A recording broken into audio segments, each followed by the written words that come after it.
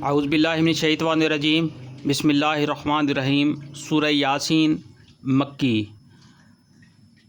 یاسین قسم ہے قرآن حکیم کی کہ تم یقیناً رسولوں میں سے ہو، سیدھے راستے پر ہو، اور یہ قرآن غالب اور رحیم ہستی کا نازل کردہ ہے تاکہ تم خبردار کرو ایک ایسی قوم کو جس کے باپ دادا خبردار نہ کیے گئے تھے اور اس وجہ سے وہ غفلت میں پڑے ہوئے ہیں۔ ان میں سے اکثر لوگ فیصلہ عذاب کے مستحق ہو چکے ہیں، اس لیے وہ ایمان نہیں لاتے۔ ہم نے ان کی گردنوں میں توق ڈال دیے ہیں جن سے وہ ٹھوڑیوں تک جکڑے گئے ہیں، اس لیے وہ سر اٹھائے کھڑے ہیں۔ ہم نے ایک دیوار ان کے آگے کر دی ہے، ایک دیوار ان کے پیچھے، ہم نے انہیں ڈھانک دیا ہے، انہیں اب کچھ نہیں سوچتا۔ ان کے لیے یکساں ہے، تم انہیں خبردار کرو یا نہ کرو، یہ نہ مانیں گے۔ تم تو اسی شخص کو خبردار کر سکتے ہو جو نصیحت کی پیروی کرے اور بے دیکھے خدائے رحمان سے ڈرے، اسے مغفرت اور اجر کریم کی بشارت دے دو۔ ہم یقیناً ایک روز مردوں کو زندہ کرنے والے ہیں، جو کچھ افعال انہوں نے کیے ہیں وہ سب ہم لکھتے جا رہے ہیں، اور جو کچھ آثار انہوں نے پیچھے چھوڑے ہیں وہ بھی ہم ثبت کر رہے ہیں۔ ہر چیز کو ہم نے ایک کھلی کتاب میں درج کر رکھا ہے۔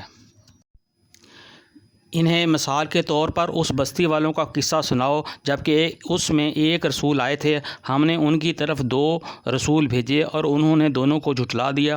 پھر ہم نے تیسرا مدد کے لیے بھیجا اور ان سب نے کہا ہم تمہاری طرف رسول کی حیثیت سے بھیجے گئے ہیں۔ بستی والوں نے کہا تم کچھ نہیں ہو مگر ہم جیسے چند انسان، اور خدا رحمان نے ہرگز کوئی چیز نازل نہیں کی ہے، تم محض جھوٹ بولتے ہو۔ رسولوں نے کہا ہمارا رب جانتا ہے کہ ہم ضرور تمہاری طرف رسول بنا کر بھیجے گئے ہیں، اور ہم پر صاف پیغام پہنچا دینے کے سوا کوئی ذمہ داری نہیں ہے۔ بستی والے کہنے لگے ہم تو تمہیں اپنے لیے فعال بد سمجھتے ہیں، اگر تم باز نہ آئے تو ہم تم کو سنسار کر دیں گے اور ہم سے تم بڑی دردناک سزا پاؤ گے۔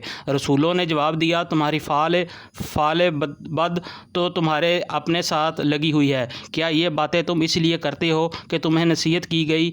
اصل بات یہ ہے کہ تم حد سے گزرے ہوئے لوگ ہو۔ اتنے میں شہر کے دور دراز گوشے سے ایک شخص دوڑتا ہوا آیا اور بولا اے میری قوم کے لوگو، رسولوں کی پیروی اختیار کر لو، پیروی کرو ان لوگوں کی جو تم سے کوئی اجر نہیں چاہتے اور ٹھیک راستے پر ہیں۔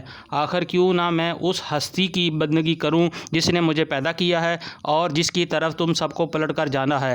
کیا میں اسے چھوڑ کر دوسرے معبود بنا لوں؟ حالانکہ اگر خدا رحمان مجھے کوئی نقصان پہنچانا چاہے تو نہ ان کی شفاعت میرے کسی کام آ سکتی ہے اور نہ وہ مجھے چھڑا سکتی ہے۔ اگر میں ایسا کروں تو میں سرئی گمراہی میں مبتلا ہو جاؤں گا۔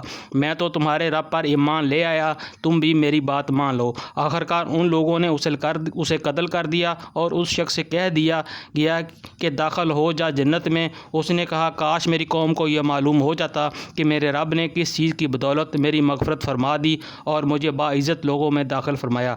اس کے بعد اس کی قوم پر ہم نے آسمان سے کوئی لشکر نہیں اتارا، ہمیں لشکر بھیجنے کی کوئی حاجت نہ تھی، بس ایک دھماکہ ہوا اور یکایک وہ سب بجھ کر رہ گئے۔